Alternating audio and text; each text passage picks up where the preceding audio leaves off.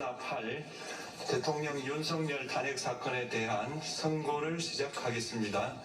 먼저 적법 요건에 관하여 살펴보겠습니다. 이 사건 계엄 선포가 사법심사의 대상이 되는지에 관하여 보겠습니다. 고위공직자의 헌법 및 법률 위반으로부터 헌법 질서를 수호하고자 하는 탄핵 심판의 취지를 고려하면 이 사건 계엄 선포가 고도의 정치적 결단을 요하는 행위라 하더라도 그 헌법 및 법률 위반 여부를 심사할 수 있습니다. 국회 법사의 조사 없이 이 사건 탄핵 소추안을 의결한 점에 대하여 보겠습니다.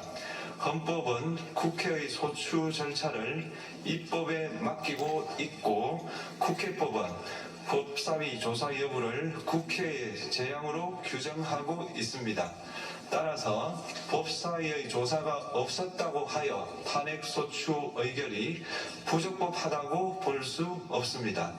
이 사건 탄핵 소추안의 의결이 일사부재의 원칙에 위반되는지 여부에 대해서 보겠습니다. 국회법은 부결된 안건을 같은 회기 중에 다시 발의할 수 없도록 규정하고 있습니다. 피청구인에 대한 1차 탄핵소추안이 제418회 정기회 회기에 투표 불성립되었지만 이 사건 탄핵소추안은 제419회 임시회기 중에 발의되었으므로 일사부재의 원칙에 위반되지 않습니다. 한편 이에 대해서는 다른 회기에도 탄핵소추안의 발의 횟수를 제한하는 입법이 필요하다는 재판관 정형식의 보충 의견이 있습니다. 이 사건 계엄이 단시간 안에 해제되었고 이로 인한 피해가 발생하지 않았으므로 보호이익이 헌결되었는지 여부에 대해서 보겠습니다. 이 사건 계엄이 해제되었다고 하더라도 이 사건 계엄으로 인하여 이 사건 탄핵 사유는 이미 발생하였으므로 심판의 이익이 부정된다고 볼 수 없습니다. 소추 의결서에서 내란죄 등 형법 위반 행위로 구성하였던 것을 탄핵 심판 청구 이후에 헌법 위반 행위로 포섭하여 주장한 점에 대하여 보겠습니다. 기본적 사실관계는 동일하게 유지하면서 적용 법조문을 철회, 변경하는 것은 소추사유의 철회, 변경에 해당하지 않으므로 특별한 절차를 거치지 않더라도 허용됩니다. 피청구인은 소추사유에 뇌란죄 관련 부분이 없었다면 의결 정족수를 충족하지 못하였을 것이라고 주장하지만 이는 가정적 주장에 불과하며 객관적으로 뒷받침할 만한 근거도 없습니다. 대통령의 지위를 탈취하기 위하여 탄핵 소추권을 남용하였다는 주장에 대하여 보겠습니다. 이 사건 탄핵 소추안의 의결 과정이 적법하고 피소추자의 헌법 또는 법률 위반이 일정 수준 이상 소명되었으므로 탄핵 소추권이 남용되었다고 볼 수 없습니다. 그렇다면 이 사건 탄핵 심판 청구는 적법합니다. 한편 증거법칙과 관련하여 탄핵 심판 절차에서 형사소송법상 전문법칙을 완화하여 적용할 수 있다는 재판관 이미선, 김형두의 보충 의견과 탄핵 심판 절차에서 앞으로는 전문법칙을 보다 엄격하게 적용할 필요가 있다는 재판관 김복형, 조한창의 보충 의견이 있습니다. 다음으로 피청구인이 직무집행에 있어 헌법이나 법률을 위반하였는지 피청구인의 법 위반 행위가 피청구인을 파면할 만큼 중대한 것인지에 관하여 살펴보겠습니다. 우선 소추 사유별로 살펴보겠습니다. 1. 이 사건 계엄 선포에 관하여 보겠습니다.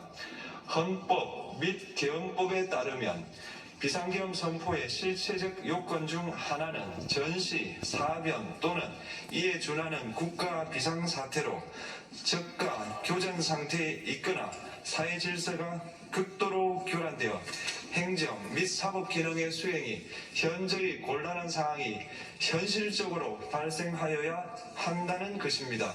피청구인은 야당이 다수 의석을 차지한 국회의 이례적인 탄핵소추 추진, 일방적인 입법권 행사 및 예산삭감 시도 등의 전횡으로 인하여 위와 같은 중대한 위기사항이 발생하였다고 주장합니다. 피청구인의 취임 후 이 사건 계엄 선포 전까지 국회는 행안부 장관, 검사, 방통위위원장, 감사원장 등에 대하여 총 22건의 탄핵소추안을 발의하였습니다. 이는 국회가 탄핵소추 사유의 위헌,위법성에 대해 숙고하지 않은 채 법 위반의 의혹에만 근거하여 탄핵심판 제도를 정부에 대한 정치적 압박 수단으로 이용하였다는 우려를 낳았습니다. 그러나 이 사건 계엄 선포 당시에는 검사 1인 및 방통위위원장에 대한 탄핵심판 절차만이 진행 중이었습니다.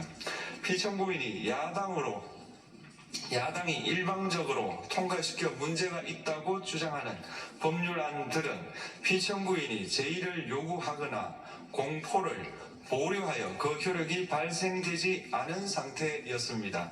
2025년도 예산안은 2024년 예산을 집행하고 있었던 이 사건 계엄 선포 당시 상황에 어떠한 영향을 미칠 수 없고 위 예산안에 대하여 국회 예결특위의 의결이 있었을 뿐 본회의의 의결이 있었던 것도 아닙니다. 따라서 국회의 탄핵소추, 입법, 예산안 심의 등의 권한 행사가 이 사건 계엄 선포 당시 중대한 위기 상황을 현실적으로 발생시켰다고 볼 수 없습니다.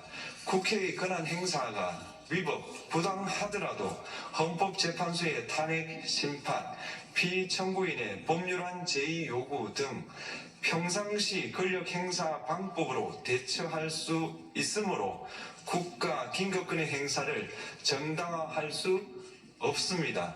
피청구인은 부정선거 의혹을 해소하기 위하여 이 사건 계엄을 선포하였다고도 주장합니다.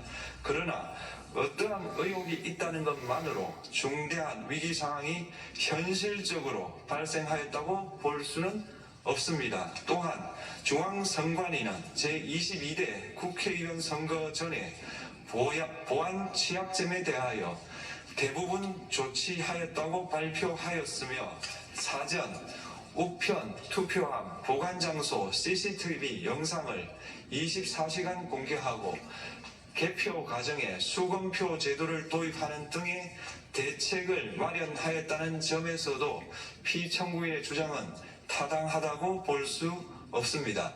결국 피청구인이 주장하는 사정을 모두 고려하더라도 피청구인의 판단을 객관적으로 정당화할 수 있을 정도의 위기 상황이 이 사건 계엄 선포 당시 존재하였다고 볼 수 없습니다. 헌법과 계엄법은 비상계엄 선포의 실체적 요건으로 병력으로서 군사상의 필요에 응하거나 공공의 안녕질서를 유지할 필요와 목적이 있을 것을 요구하고 있습니다. 그런데 피청구인이 주장하는 국회의 권한 행사로 인한 국정마비 상태나 부정선거 의혹은 정치적, 제도적, 사법적 수단을 통하여 해결하여야 할 문제이지 병력을 동원하여 해결할 수 있는 것이 아닙니다. 피청구인은 이 사건 계엄이 야당의 전횡과 국정위기 상황을 국민에게 알리기 위한 경고성 계엄 또는 호소형 계엄이라고 주장하지만 이는 계엄법이 정한 계엄 선포의 목적이 아닙니다. 또한 피청구인은 계엄 선포에 그치지 아니하고 군경을 동원하여 국회의 권한 행사를 방해하는 등의 헌법 및 법률 위반 행위로 나아갔으므로 경고성 또는 호소형 계엄이라는 피청구인의 주장을 받아들일 수 없습니다. 그렇다면 이 사건 계엄 선포는 비상계엄 선포의 실체적 요건을 위반한 것입니다. 다음으로 이 사건 계엄 선포가 절차적 요건을 준수하였는지에 관하여 보겠습니다. 계엄 선포 및 계엄 사령관 임명은 국무회의의 심의를 거쳐야 합니다. 피청구인이 이 사건 계엄을 선포하기 직전에 국무총리 및 9명의 국무위원에게 계엄 선포의 취지를 간략히 설명한 사실은 인정됩니다. 그러나 피청구인은 계엄사령관 등 이 사건 계엄의 구체적인 내용을 설명하지 않았고 다른 구성원들에게 의견을 진술할 기회를 부여하지 않은 점을 고려하면 이 사건 계엄 선포에 관한 심의가 이루어졌다고 보기도 어렵습니다. 그 외에도 피청구인은 국무총리와 관계 국무위원이 비상계엄 선포문에 부서하지 않았음에도 이 사건 계엄을 선포하였고 그 시행 일시, 시행 지역 및 계엄사령관을 공고하지 않았으며 지체 없이 국회에 통보하지도 않았으므로 헌법 및 계엄법이 정한 비상계엄 선포의 절차적 요건을 위반하였습니다. 2.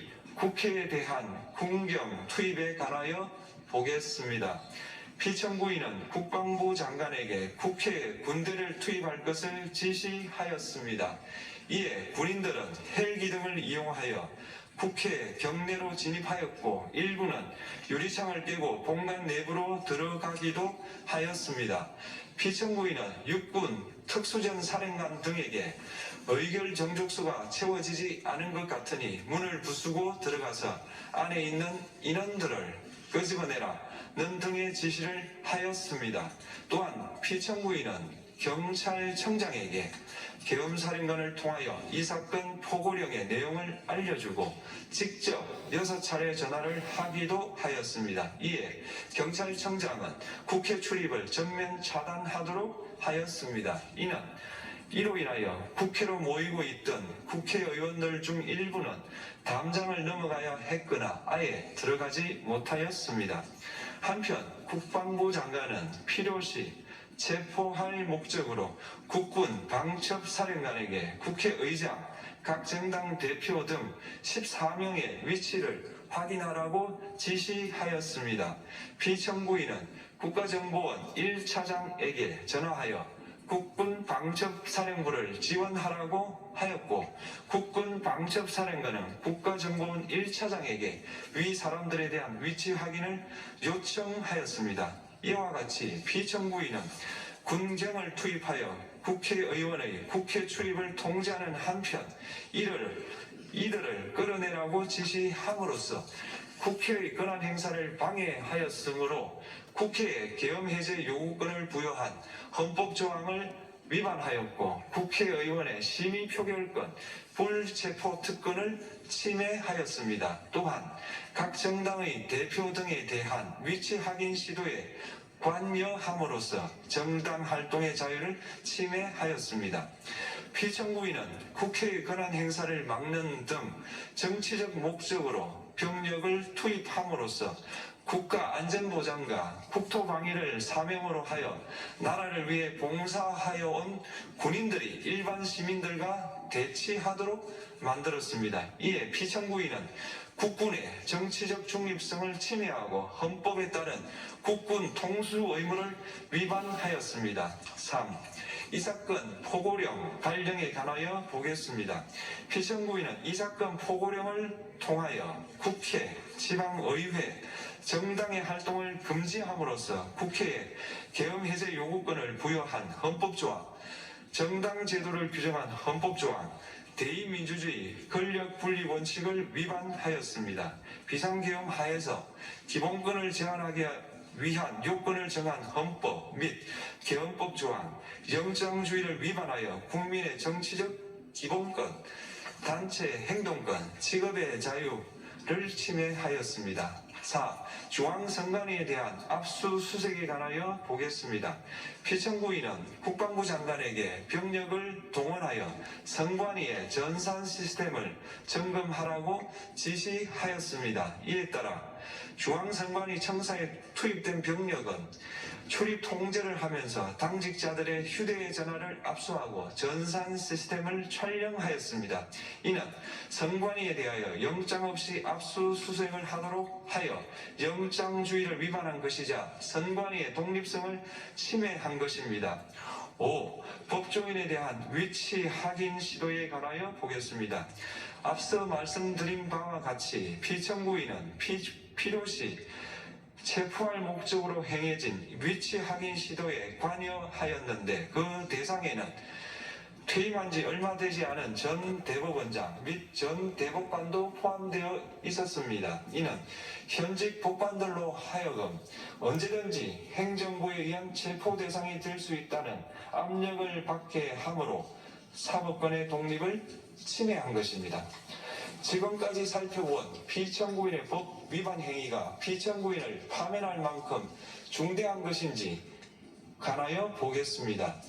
피청구인은 국회와의 대립상황을 타개할 목적으로 이 사건 계엄을 선포한 후 군경을 투입시켜 국회의 헌법상 권한 행사를 방해함으로써 국민 주권주의 및 민주주의를 부정하고 병력을 투입시켜 중앙선관위를 압수수색하도록 하는 등 헌법이 정한 통치구조를 무시하였으며 이 사건 포고령을 발령함으로써 국민의 기본권을 광범위하게 침해하였습니다.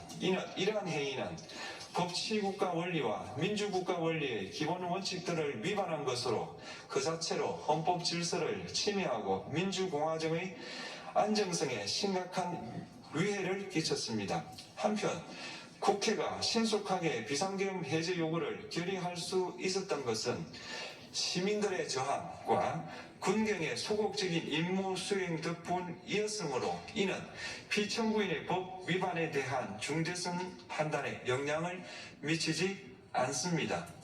대통령의 권한은 어디까지나 헌법에 의하여 부여받은 것입니다.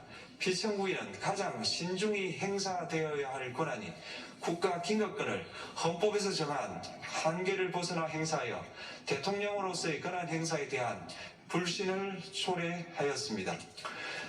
피청구인이 취임한 이래 야당이 주도하고 이례적으로 많은 탄핵 소추로 인하여 여러 고위공직자의 권한 행사가 탄핵 심판 중 정지되었습니다. 2025년도 예산안에 관하여 헌정사상 최초로 국회 예산결산특별위원회에서 정액 없이 감액에 대해서만 야당 단독으로 의결하였습니다. 피청구인이 수립한 주요 정책들은 야당의 반대로 시행될 수 없었고 야당은 정부가 반대하는 법률안들을 일방적으로 통과시켜 피청구인의 제2 요구와 국회의 법률안 의결이 반복되기도 하였습니다. 그 과정에서 피청구인은 야당의 전횡으로 국정이 마비되고 국익이 현저히 저해되어 가고 있다고 인식하여 이를 어떻게든 타개하여야만 한다는 막중한 책임감을 느끼게 되었을 것으로 보입니다. 피청구인이 국회의 권한 행사가 권력 남용이라거나 국정 마비를 초래하는 행위라고 판단한 것은 정치적으로 존중되어야 합니다. 그러나 피청구인과 국회 사이에 발생한 대립은 일방의 책임에 속한다고 보기 어렵고 이는 민주주의 원리에 따라 해소되어야 할 정치의 문제입니다. 이에 관한 정치적 견해의 표명이나 공적 의사결정은 헌법상 보장되는 민주주의와 조화될 수 있는 범위에서 이루어져야 합니다. 국회는 소수 의견을 존중하고 정부와의 관계에서 관용 그리고 자제를 전제로 대화와 타협을 통하여 결론을 도출하도록 노력하였어야 합니다. 피청구인 역시 국회의 대표인 국회를 협치의 대상으로 존중하였어야 합니다. 그럼에도 불구하고 피청구인은 국회를 배제의 대상으로 삼았는데 이는 민주정치의 전제를 허무는 것으로 민주주의와 조화된다고 보기 어렵습니다. 피청구인은 국회의 권한 행사가 다수의 횡포라고 판단했다 하더라도 헌법이 예정한 자구책을 통해 견제와 균형이 실현될 수 있도록 하였어야 합니다. 피청구인은 취임한 때로부터 약 2년 후에 치러진 국회의원 선거에서 피청구인이 국정을 주도하도록 국민을 설득할 기회가 있었습니다. 그 결과가 피청구인의 의도에 부합하지 않더라도 야당을 지지한 국민의 의사를 배제하려는 시도를 하여서는 안 되었습니다. 그럼에도 불구하고 피청구인은 헌법과 법률을 위반하여 이 사건 계엄을 선포함으로써 국가 긴급권 남용의 역사를 재현하여 국민을 충격에 빠뜨리고 사회, 경제, 정치, 외교 전반 전 분야의 혼란을 야기하였습니다. 국민 모두의 대통령으로서 자신을 지지하는 국민을 초월하여 사회 공동체를 통합시켜야 할 책무를 위반하였습니다. 군경을 동원하여 국회 등 헌법기관의 권한을 훼손하고 국민의 기본적 인권을 침해함으로써 헌법소의 책무를 저버리고 민주공화국의 주권자인 대한국민의 신임을 중대하게 배반하였습니다. 결국 피청구인의 위법 행위는 국민의 신임을 배반한 것으로 헌법 소의 관점에서 용납될 수 없는 중대한 법 위반 행위에 해당합니다. 피청구인의 법 위반 행위가 헌법 질서에 미친 부정적 영향과 파급 효과가 중대하므로 피청구인을 파면함으로써 얻는 헌법 소의 이익이 대통령 파면에 따르는 국가적 손실을 압도할 정도로 크다고 인정됩니다. 이에 재판관 전원의 일치된 의견으로 주문을 선고합니다. 탄핵 사건이므로 선고 시각을 확인하겠습니다. 지금 시각은 오전 11시 22분입니다. 주문: 피청구인 대통령 윤석열을 파면한다.